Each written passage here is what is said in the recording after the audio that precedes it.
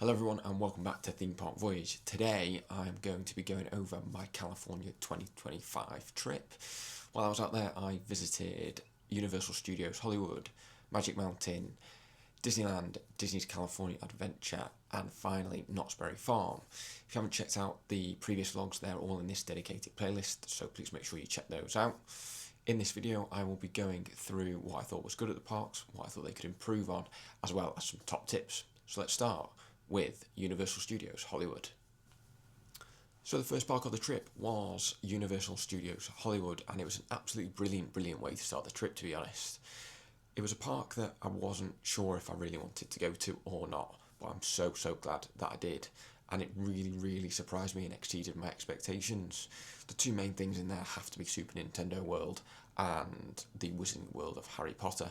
Super Nintendo World was fantastic. The theming in there was really good, especially Mario Kart Bowser's Challenge. I thoroughly enjoyed that dark ride, and when I came off it I said it was one of the best that I'd ever experienced. If you've never been on it before, it basically is like playing Mario Kart but in real life. So you sit in the ride vehicles, you have kind of 3D glasses on and you're steering around the track, and it's got really great humidity effects in there, some really good smell pods. The spinning effect when you're on the car when you get hit by the shells is really cool as well. And just an overall really good fun and quite a long experience. So definitely recommend doing that one first of all if you do pay to go into Super Nintendo World early. We then got the Wizarding World of Harry Potter, by far and away my favourite world there, or favourite themed land there. There's two rides there. You've got the Flight of the Hippogriff, which is just a decent little family coaster. Operations on there were pretty good. It runs two trains, so it keeps the queue line moving, which is quite nice. And then you've also got Harry Potter and the Forbidden Journey, which is the best dark ride I have ever been on by quite a way, and we'll get to Rise of the Resistance later in this video, but I much preferred Harry Potter and the Forbidden Journey. Favourite part in there is, well, first of all, the single rider, so you don't have to wait and you can just literally walk straight on it using single rider if you want to do that. My favourite part on the actual ride though is the Weeping Willow, and as you the way it works is you're in the ride vehicle and you're looking at a screen here and you turn round and you're facing off towards the Weeping Willow, and seeing that animatronic for the first time, it fills the room and is quite speechless really when you look at it, and it's hard to explain the size of that animatronic because it is huge, and it has got one big branch that kind of knocks you into the next scene. Really fantastic dark ride. Another really long dark ride as well, which I really like, is it really gets you involved in the story. So those are kind of the two main attractions. You've got some decent support ones. You've got Revenge of the Mummy, which is good, but a little bit on the shorter side.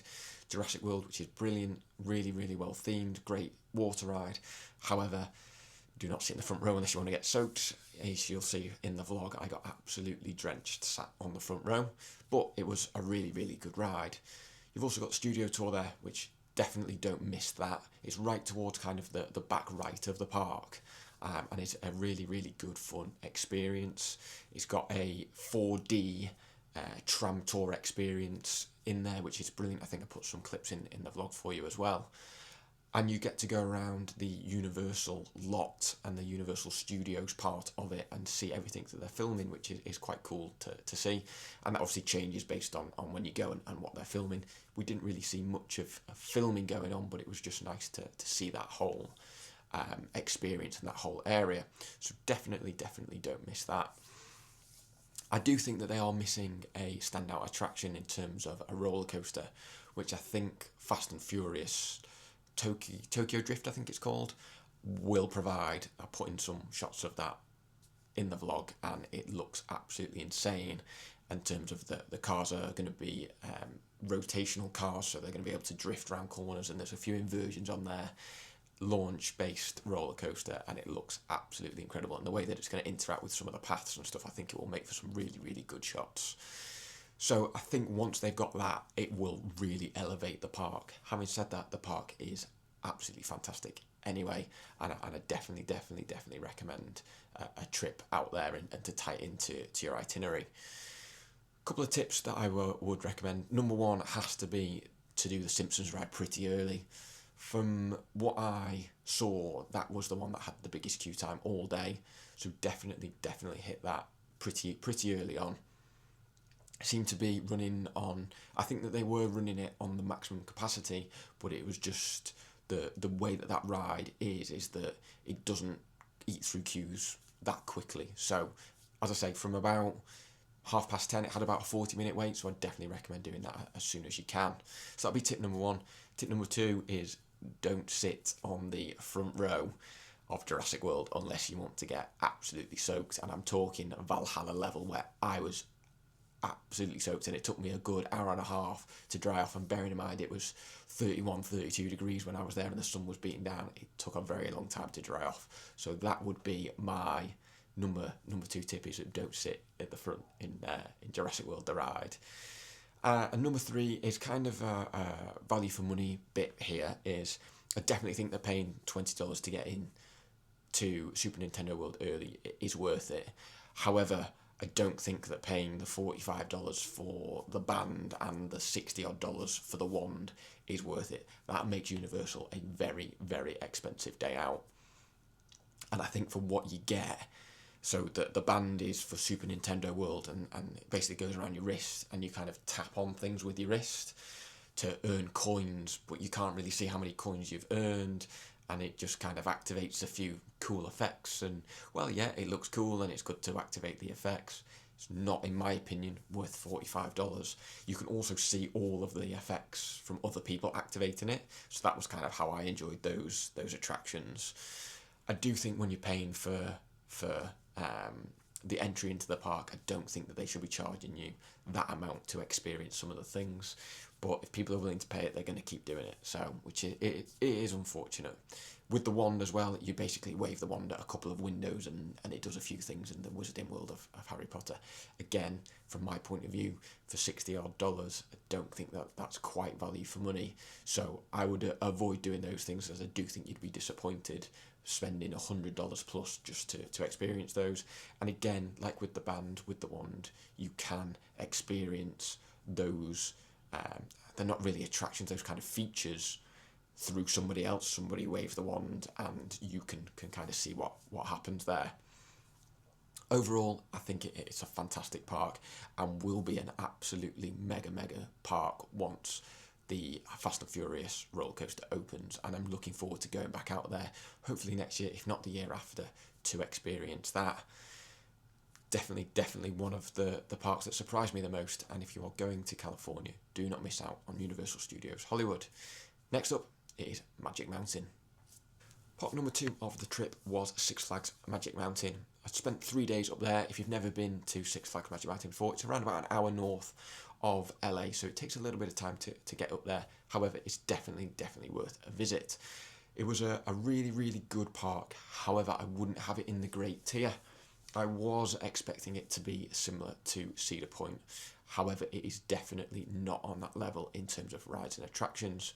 It does have some good ones in terms of Goliath. That really exceeded my expectation. Was actually the most intense coaster I found at the park. The downward helix towards the end of the ride was fantastic. You've got Twisted Colossus, which is a RMC. You've also got X2, which is the Arrow 4D coaster. You've also got West Coast Races, which is a brilliant launch coaster. Tatsu, which is a phenomenal flying coaster. You've got the standard Batman the Ride layout as well, which wouldn't be a Six Flags park without that. As I say, the overall coaster lineup is good. However, it isn't great. It is missing a Steel Vengeance, a Millennium Force, a Kingda Ka type ride. And I really think that that's the investment that they need to go for next. I know that they are building a suspended motorbike type coaster at the moment. I don't think that is going to be that coaster.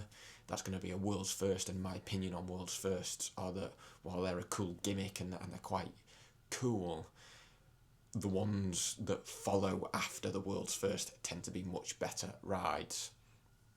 Take example Galactica, or Air as it was known at Alton Towers. You compare that to Tatsu, which I've just done. Tatsu is miles better.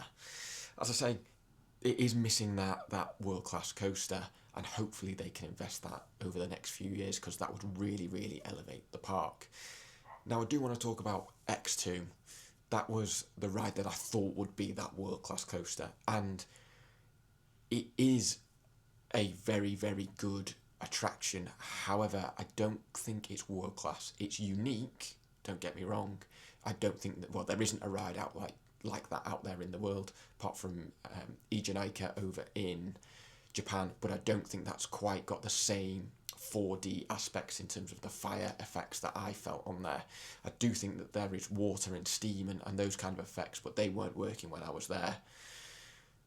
My overall opinion on X2 is I was let down by X2. The intensity of it gets spoken about a lot, and I didn't find it that intense. I just found it really rough.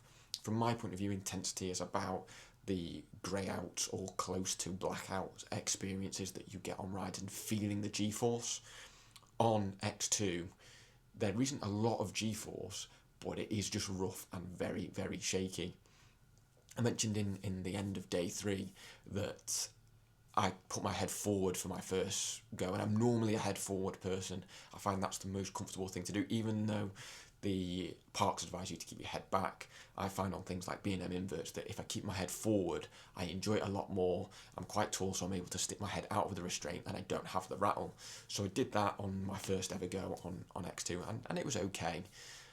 The second go was really, really rough and kind of put me off, and I didn't actually do it in day 2.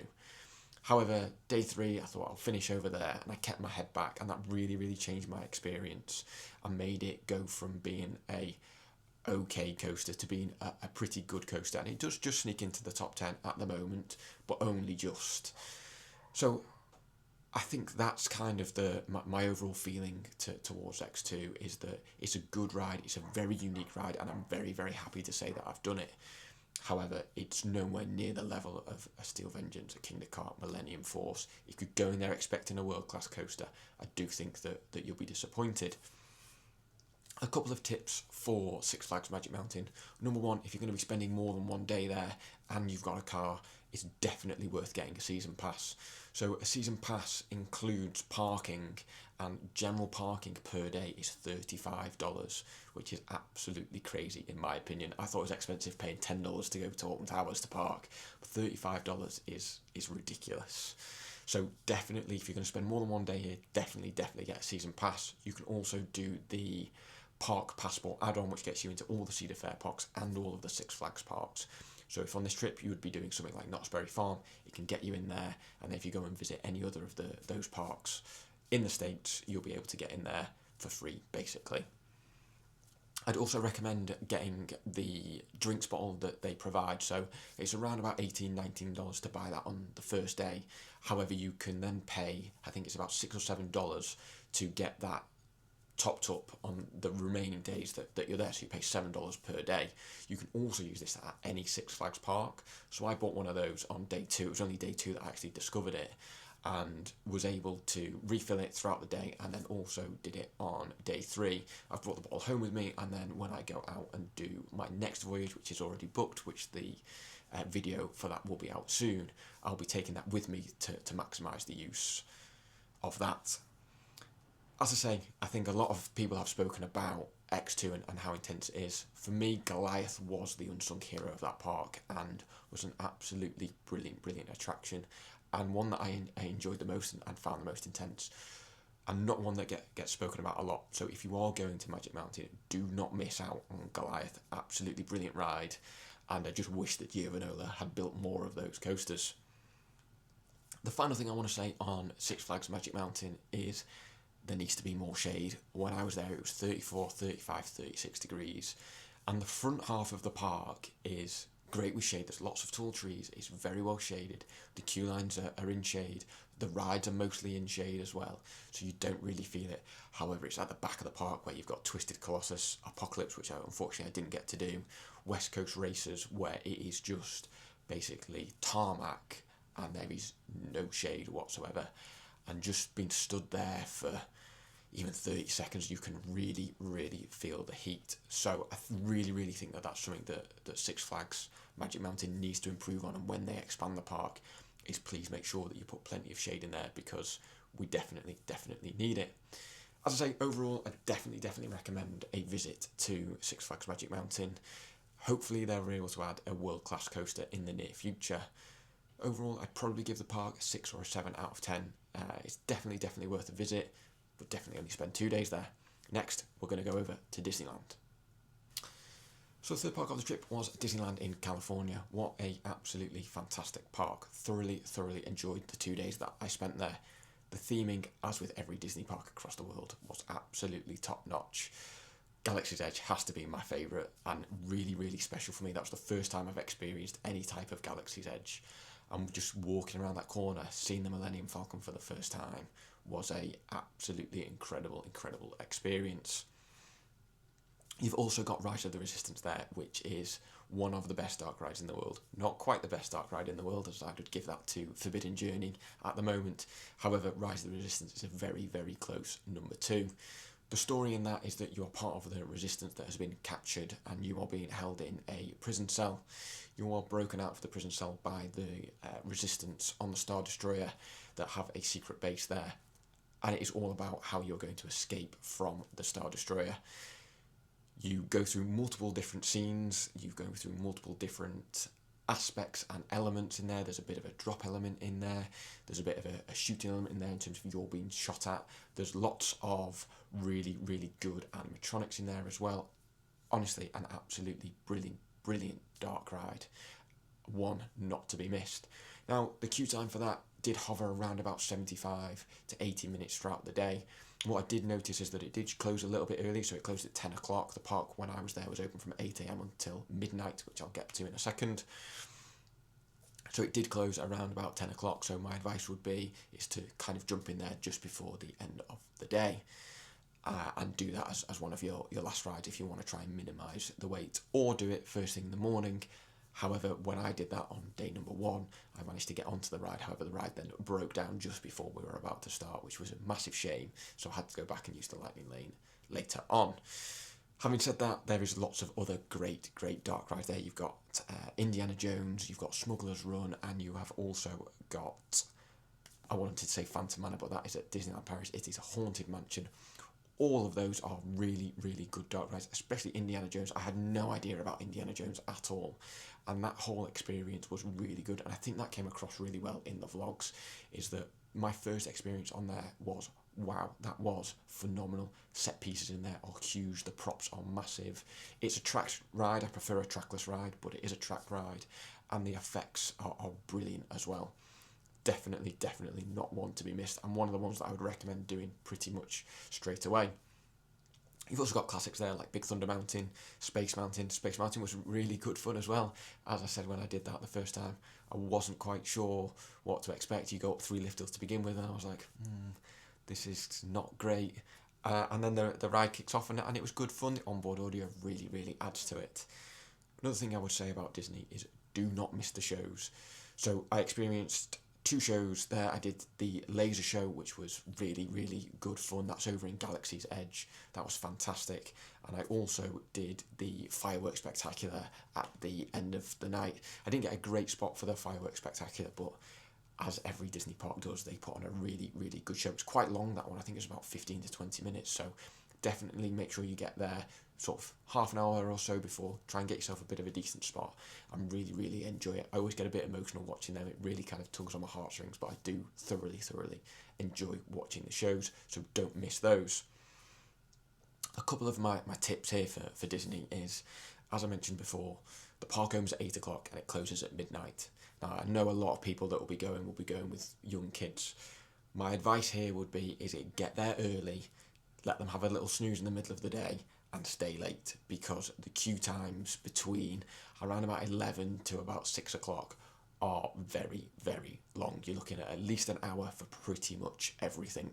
However, as you can see on day 2, the day 2 vlog is that I got there early and I was able to tick off about 6 or 7 rides in the space of an hour and a half. So you definitely got to get there early and definitely stay late, mainly because you'll be able to see the shows later on, but also the queue times drop dramatically in the evening, especially for the younger rides. And that's where I was able to tick off kind of Snow White and Mickey Minnie's Railway and the Gadget Coaster and all those kind of rides that you don't really want to be waiting an hour for. because the experience isn't great, but kids would thoroughly enjoy them. So you can tick those off with kind of 15, 20-minute waits. My second tip would be to eat in downtown Disney. Now, this is just outside of the main entrance of the park. However, the food I thought in Disney wasn't that great. I tried that on day one. I ate at a Star Wars restaurant in Galaxy's Edge, and I also ate at one of the princess-themed kind of pavilions in Fantasyland, and I really don't think that the food on either of them was very good. The one thing I would recommend is if you are going to eat in a Disney park, is you use the mobile ordering. The queue times for some of the food stalls there were quite long, so definitely use mobile ordering if you are going to eat in Disney. My recommendation would be to walk outside of the park, plan your day around, kind of doing some rides towards the beginning of the park when it's kind of lunchtime or dinner time, and then heading out there. There was a sandwich place called Earth Sandwich, there was a pizza place, I can't remember the name of it, and there was also a sort of Mexican place there. The food was reasonably priced there, you're looking around about $12, $13, $14 for a pizza or a sandwich, which I think is pretty good value compared to what you would pay in the Disney parks. So if you want to save yourself a bit of cash and you also want to have some decent food, I would definitely recommend downtown Disney. My third tip would be don't buy Lightning Lane. Now, the reason for that is one, it is very, very expensive, and the second is that the way that it works is you can only book a slot every 2 hours.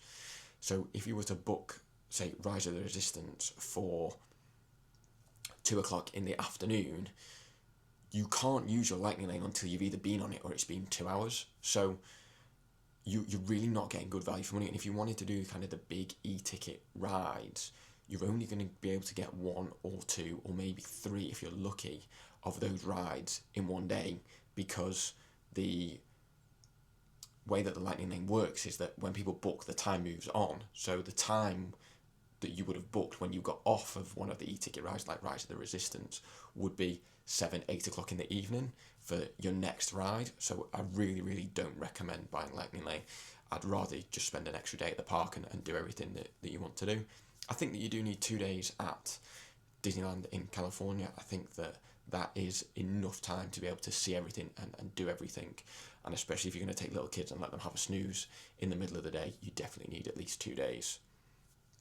Overall, fantastic park, great operations, some great rides, good fun rides. Again, if you go in expecting it to be a Cedar Point or a Six Flags Magic Mountain, that's not what it's going to be, but the themed experience is absolutely brilliant.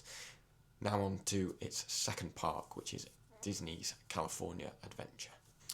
So on to the fourth park of the trip, which was Disney's California Adventure. This park very much reminded me of Walt Disney Studios over in Paris. A really good theme park. However, it has the potential to be great. The rides there were very much on the shorter side. My main example of that is Spider-Man Web Slingers, which is a shooting ride where you use your hands to fire webs at the screens. You only got 3 screens on that. Normally in a shooting kind of ride, you're going to get at least 5 or 6 screens. However, that was a really short experience. Luckily, I was able to do single rider and only waited kind of 10 or 15 minutes for it, but the queue was advertised at 60 minutes all day. If I'd waited 60 minutes, I would have been very disappointed. Now on to Guardians of the Galaxy, one of the feature rides at Disney's California Adventure. For me, it was a real letdown, and I was really disappointed with the theme. For me, it didn't fit what they were trying to do. You start with the first pre-show, which is in the library of where Tower of Terror used to be. And you walk into this guy's office and it's trying to set the scene, but it's still quite a dark feel to it, and it doesn't really work. You then walk through into kind of the elevator waiting area, which again is really dark. And there's no natural light coming in, and there's no real unique bits of theming in there to Guardians of the Galaxy. It's very much Tower of Terror. And then you get on the ride and there's pop music playing and it's like a party and jumping up and down, and yeah, it really doesn't work. It's like they've not really gone the full way to making it Guardians of the Galaxy. They've left a bit of Tower of Terror in there, and it really doesn't work. And I'm hoping that they don't change the other Tower of Terrors that they've got, because I much prefer the Tower of Terror version to the Guardians of the Galaxy version. Main reason for that is the anticipation that you get, the nerves that you feel getting on Tower of Terror. You actually get on that ride thinking, am I going to come off of this ride? Now obviously you are, but you have that feeling, it gets your adrenaline pumping, it gets your heart going, and it really does make you feel scared. The main thing that I can think of, that the reason why Disney have rethemed that ride, is to try and make it more accessible to families. I can imagine as a young sort of child going on to Tower of Terror that would be quite scary. However, going on to Guardians of the Galaxy, it's quite a fun ride, it's quite a enjoyable ride. It doesn't really play on the fear and the scare factor. So that's why I think that they've done it. However, my kind of opinion is that I really don't want them to change what they've got at Tower of Terrors, because I really think that they need to stay. You've also got Radiator Springs Racers, which is another one of the main attractions here. Again, another good ride, but it's just on the short side. With Radiator Springs Racers, you kind of go through the dark ride scene first, you meet all of the car characters, you see quite a few cool animatronics, you then get ready to have a race against the car next to you, which is just a bit too short. There's a couple of turns in there, a couple of little airtime hills, and it's over within kind of 30 or 40 seconds. So I really think that should have been a bit longer to actually get that racing feel. Once one car kind of pulled a little bit ahead, you knew that was the car that was going to win, because there wasn't enough time to be able to get back ahead, and I think they could have really played on the racing element there. Having said that, my first tip would be, going there, make sure that you use the single rider line for Radiator Springs Racers if you don't mind being split up from your party. You sat in 2 rows of 3 in the cars, so that means that you're getting at least 1, if not 2 single riders per car that goes round the ride system. And that really cuts the queue time down. I think the maximum I waited was about 20-25 minutes, and the queue was advertised at least 70-75 minutes pretty much all day. So definitely don't miss out on that if you don't mind being split up. Now, another tip that I would give you is to do Soaring fairly early. Soaring was another kind of letdown attraction. The way that the screens are in there is that it makes the attractions and the experiences that you have, it's a flying theatre, so the attractions that you see are things like the Eiffel Tower, the Taj Mahal, etc., but they're all bent based on where you're sat because of the way that the screen is. So that again wasn't a great attraction. It's one to say that you've done, because it's a classic Disney ride. However, it doesn't have the greatest capacity. The screen in there really isn't great, and it does get quite long waits, and again, it's not worth waiting an hour and a half for. My third and final tip for Disney's California Adventure is to go and see the rapids. Even if you don't want to go on there, it does look like a bit of a soaker. However, the theme there is brilliant, and I really enjoy just walking around that area. You can get some really good off-ride shots, and you can actually see people get soaked, which is pretty cool. So definitely don't miss that. Final thing I want to touch on with Disney's California Adventure is the laser show. What a absolutely fantastic show. That is what a Disney park and a Disney show should be like. And hopefully they can take what they've built there and add that to some of the rides that they're going to add there over in the future, because I think that light show and the water show that's on the lake is about a 15-minute experience, and it's a really good, fun, interactive show, and really brings the Disney park to life. I just think that they've now got that world-class show. They really need to build on the attractions that they've got and make a really long world-class attraction. As I say, I spent 1 day there. I think that's more than enough at the moment. You really don't need more than 1 day. And if you wanted to do it and try and squeeze it in, you could maybe do a day and a half at Disneyland Park and then do half a day at Disney's California Adventure. It's no more than a 3/4 day park, even with how busy it was for me. The park hours when I was there, it opened at 8 o'clock and closed at 9 p.m. or 10 p.m. I think. Again, arrive early, stay late. You've got to do that at these Disney parks. They really quieten off towards the end of the day and at the start of the day. So yeah, that kind of brings Disney's California Adventure review to a close. Again, that was the first park that I was kind of disappointed, and I think that showed in the vlog. I was expecting more, and I really think that they need to improve on the rides that they've got there. On to the final park of the trip, which is Knott's Berry Farm. So on to the fifth and final park of California 2025, which was Knott's Berry Farm. Now, this park really exceeded my expectations. Thoroughly enjoyed it. The main thing for that was the theming that was there. I did not expect it to be as well themed as it was. Having been to Cedar Point and seen some other Cedar Fair parks, I was expecting it to be basically an amusement park similar to Magic Mountain, but it really wasn't. The atmosphere and the theme that they managed to create in lots of different areas of the park was really good. Now, don't get me wrong, yes, there was bits of it that felt amusement park-ish, but the overall theming was definitely there, and I would definitely say it's more of a theme park. Now, it has 4 standout rides, which are Silver Bullet, Accelerator, Hang Time, and Ghost Rider. Silver Bullet is a fantastic ride. That Cobra roll over the main entrance is absolutely brilliant and really makes a great feature piece as you walk through and you see it right in front of you. You've then got Accelerator, which is one of the last remaining hydraulic launch coasters going. The launch on there is absolutely fantastic. It's a little bit of a one-trick pony. It has a little bit of a layout after the top hat, but it is very much a launch and it's done. But the acceleration is really good. And it's only got lap bars, which makes it 10 times better than Rita and Stealth. Then you have Hang Time, which is a really good ride, and I was not expecting it to be as good as it was. Now, the hang time, like the name suggests, is fantastic. The hang at the first drop is brilliant. You go through, I think it's about 5 or 6 inversions on that ride, and it only has lap bars. Now, it's exactly the same coaster type as the Smiler at Alton Towers, and it just shows what the Smiler could be if it had lap bars. So much more smooth and much more enjoyable ride. And then finally onto the wooden coaster, which is Ghost Rider, an absolutely brilliant wooden roller coaster, a proper traditional woody as well. Not too rough, but the laterals that you get on there are absolutely fantastic. A little bit of airtime, not the most amount of airtime I've ever experienced, but a really nice long layout.